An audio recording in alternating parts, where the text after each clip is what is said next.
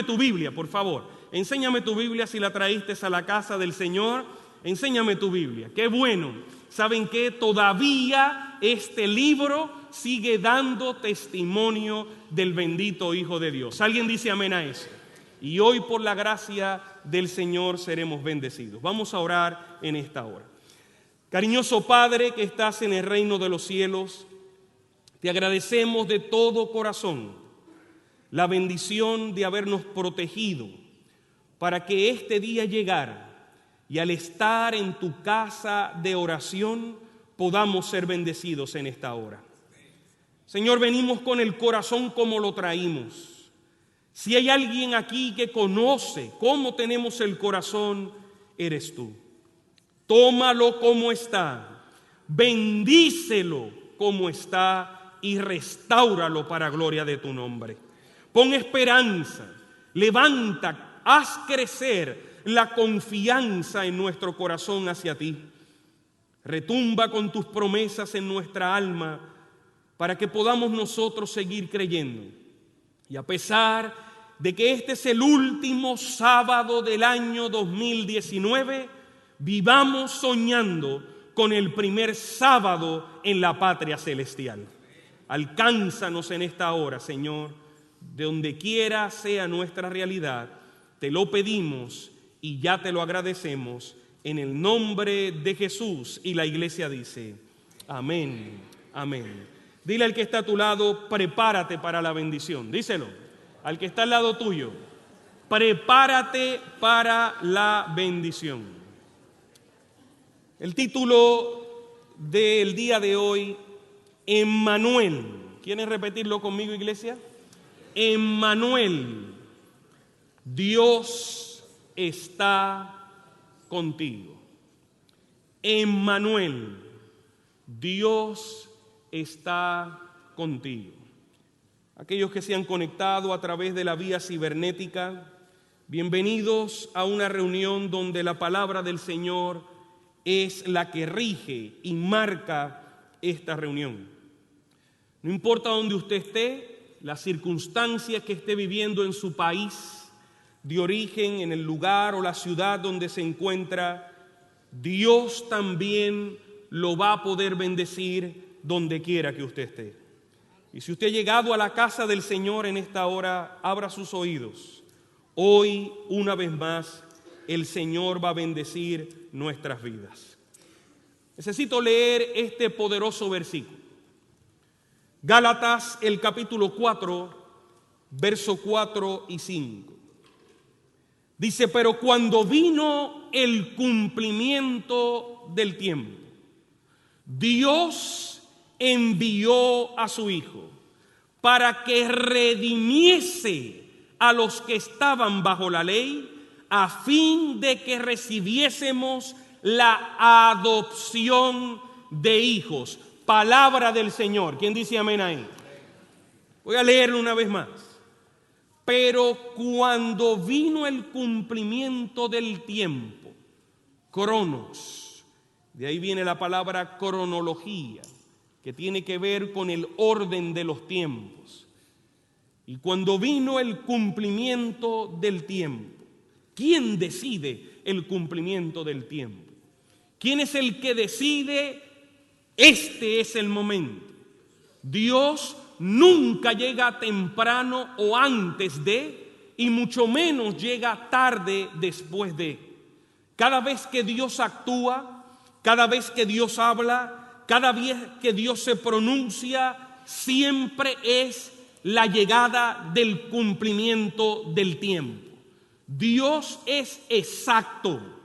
Cuando Dios se pronuncia como Dios, era el tiempo exacto, el tiempo necesario. Gálatas me dice a mí que cuando vino el cumplimiento del tiempo, Dios envió, entregó a su Hijo para, y aquí hay un propósito en el versículo, para redimir a los que estaban bajo la ley, a fin de que recibiésemos la adopción de ser hijos e hijas de Dios. Primera buena noticia, usted y yo somos hijos de Dios. ¿Quién dice amén a eso? Yo no sé cuántas malas noticias usted ha venido escuchando durante los pasados días. Pero hoy quiero pronunciar una que quiero que se lleve donde quiera usted regrese. Dios envió a su Hijo en el tiempo específico, ni antes ni después. Por cierto, cuando nace el bebé, cuando nace la bebé, es el tiempo específico. Es posible que el médico trate de inducir el parto. Es posible que algunos medicamentos traten de acelerar o tal vez de atrasar el momento del alumbramiento. Pero quien decide el alumbramiento siempre seguirá siendo nuestro Dios Todopoderoso. Llegando el cumplimiento del tiempo, Dios envió a su Hijo. Lo envió para que nosotros fuésemos llamados hijos e hijas de Dios. La iglesia está escuchando al pastor, ¿sí o no? Hijos e hijas de Dios. Interesante. La venida del Salvador había sido predicha en el Edén. Cuando Adán y Eva oyeron por primera vez de la promesa, esperaron que el cumplimiento fuese pronto. Y déjeme decirle algo, que cuando nació el varón de Adán y Eva, el primero dijeron, este será.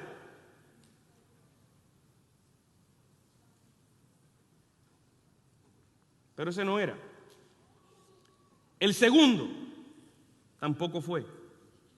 E inició una historia de espera. Una historia que cuando caminamos nos damos cuenta que desde los días de Enoc, la promesa fue repetida por medio de los patriarcas, por medio de los profetas, manteniendo viva la esperanza de su aparición, y sin embargo, todavía no había llegado. Interesante. Esto de esperar, y si hay algún adventista sentado en la casa o en conexión a través de la vía cibernética, esto de esperar no es nuevo. Así que no sé por qué algunos fluctúan, vacilan y vacían su fe y de repente dicen, no va a llegar. Parte de ser cristiano, mi querida iglesia, es esperar. Pero le está hablando a alguien que no sabe esperar. Yo no sé esperar. Yo todavía he tenido que continuar aprendiendo a esperar. Esperar es una ciencia, ¿saben? Esperar es una disciplina que yo de verdad honro y aplaudo a todos los que aquí lo tienen. Y por cierto, si usted sabe esperar, es porque usted también es un profesional haciendo esperar a otros. ¿Alguien dice amén a eso? Ya eso es otro nivel, ¿ok? Es otro nivel. Hay gente que en la mañana se baña con Vicks. ¿Alguien sabe lo que es Vicks, verdad? Ese engüento, ¿verdad? Ese penetrante. Y les resbala todo en la vida. Saben esperar, tienen todo el tiempo necesario.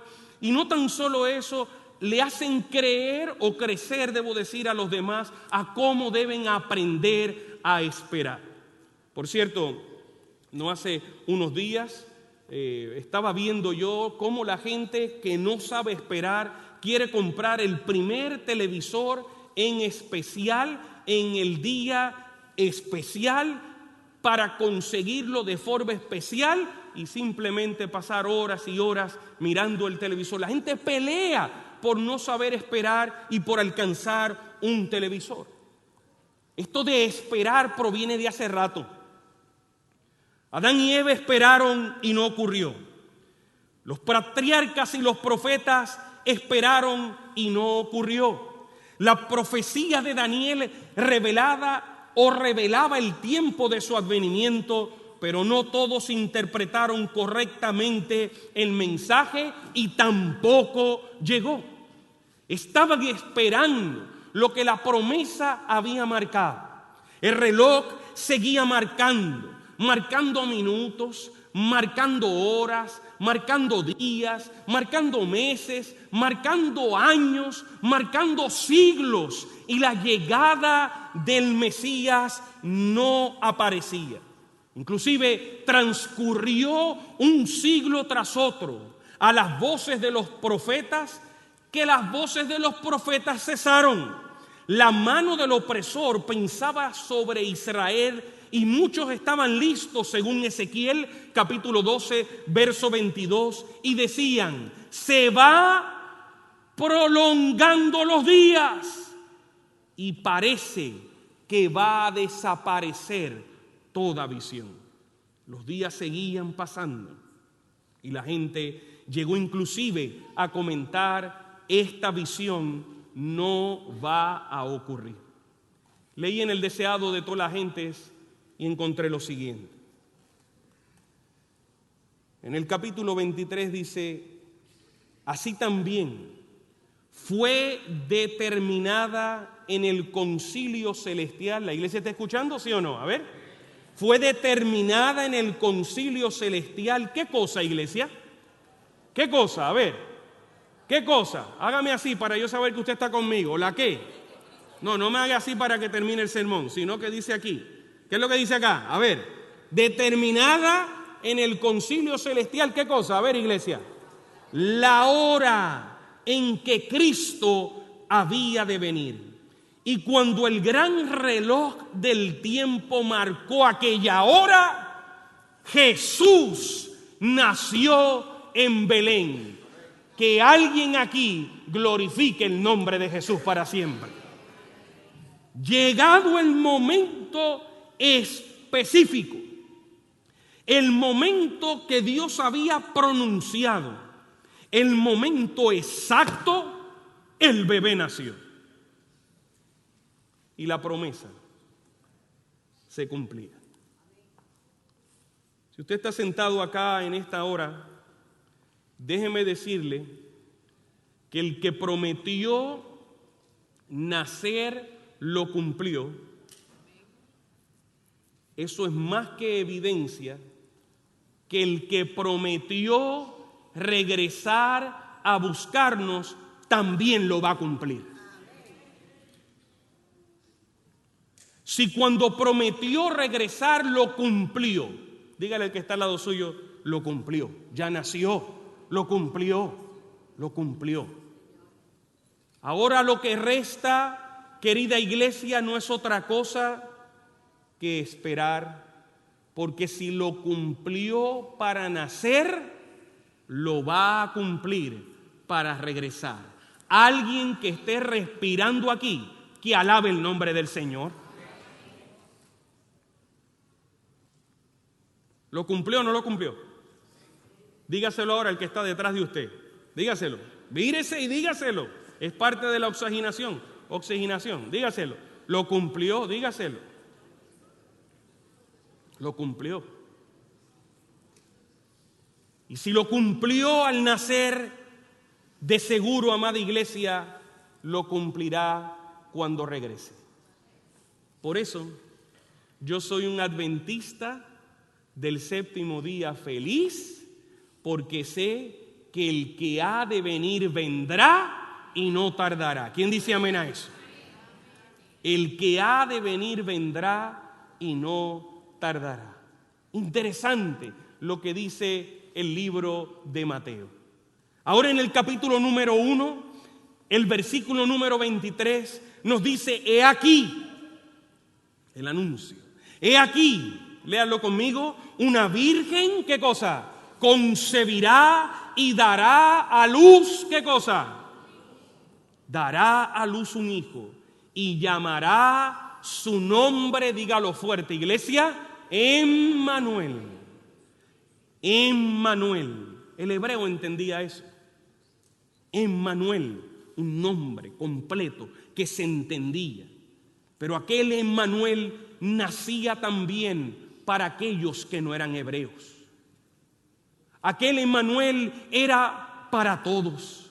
La llegada del Mesías, lamentablemente en la mente de algunos fariseos, de forma exclusiva su pensamiento, pensaban que venía como un rey poderoso que iba a marcar una distancia entre aquel pueblo pobre y aquellos eruditos y educados. Pero no, Emmanuel venía para todos, venía para los pobres, para los enfermos, a pesar que los fariseos decían que esos enfermos, que esos leprosos habían sido tocados por el dedo de Dios, que algún pecado oculto tenían. Pues Emmanuel llegaba también para los enfermos, para los pobres, para los remunerados, para los doctos, para aquellos que tenían suficiente educación para repartir, para aquellos que no conocían de letra. Emmanuel venía para los hebreos, venía para los gentiles, venía aún para aquellos que después de tanto tiempo, hasta el 2019, iban a escuchar acerca de su nombre. Emmanuel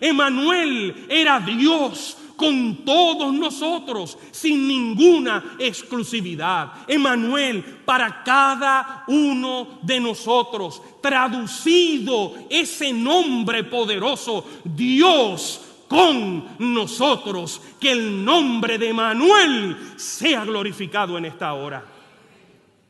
Emmanuel.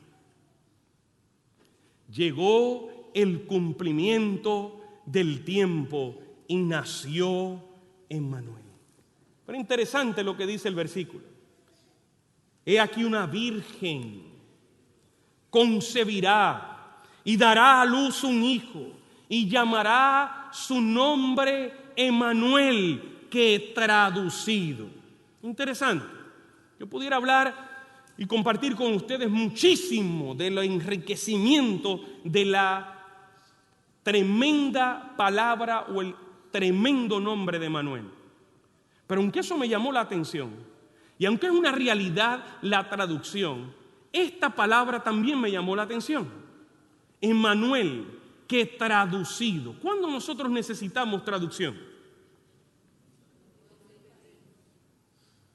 ¿Cuándo usted necesita traducción?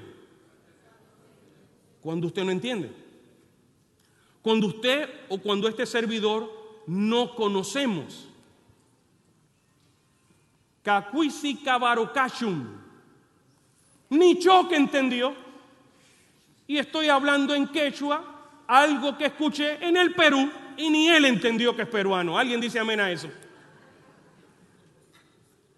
Kosikui Kabarokashum. ¿Qué dijo, pastor? Feliz sábado, queridos hermanos. ¿Alguien dice amén ahora? Todos entendieron, ¿verdad que sí? Pero el día que yo escuché eso junto a mi esposa en Tacna, Perú, yo dije, esta señora algo le pasa en la mente. Me acaba de decir algo que no sé, y ella se quedó ahí tranquilita. Me sonrió, y yo dije, bueno, lo que me está diciendo no es una mala noticia. Se ha quedado ahí la señora. Por cierto, que Dios la bendiga donde quiera que esté. Así un frío, Choque, terrible, un frío, pero un frío de verdad. Y aquella señora se quitó su cobija y se la dio a mi esposa. Y yo me metí debajo de la cobija de mi esposa. Amén. A mí no me la dio. Y pasamos ahí en lo que iniciaba el culto, aquel hermoso evento sobre 2,000 jóvenes al aire libre. Estábamos predicando ahí en Tacna. Pero cuando ella dijo eso, yo no conocía el dialecto. Traducido. Nosotros necesitamos traducción cuando no sabemos. Necesitamos traducción cuando no entendemos. Aquí el versículo dice, y nacerá de virgen un niño, y le pondrán por nombre Emmanuel, que traducido es, ayúdame iglesia, Dios con nosotros. Dios con nosotros. Interesante, la designación de Dios con nosotros afirma la plena deidad de Jesucristo. Alguien que diga amén a eso. ¿Cuándo ha sido tan tambaleada esta tremenda realidad? Sí, el que nacía era Dios. Pero pastor, nació de una virgen. El versículo lo dice. La profecía inclusive lo marcaba.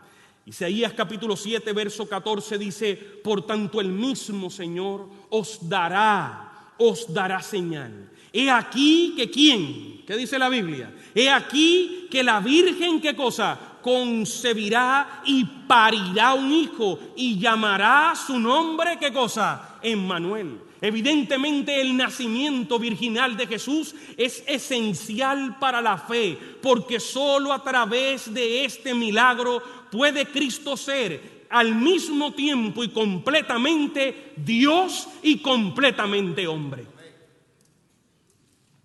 100% Dios. Mandó al mar de Galilea a callar y se tuvo que callar. Pero ese 100% Dios también le dio hambre. También era frágil. Adoptó nuestra realidad. Pablo dice que acampó entre nosotros. Se hizo pecado para reconciliar a Dios con el mundo.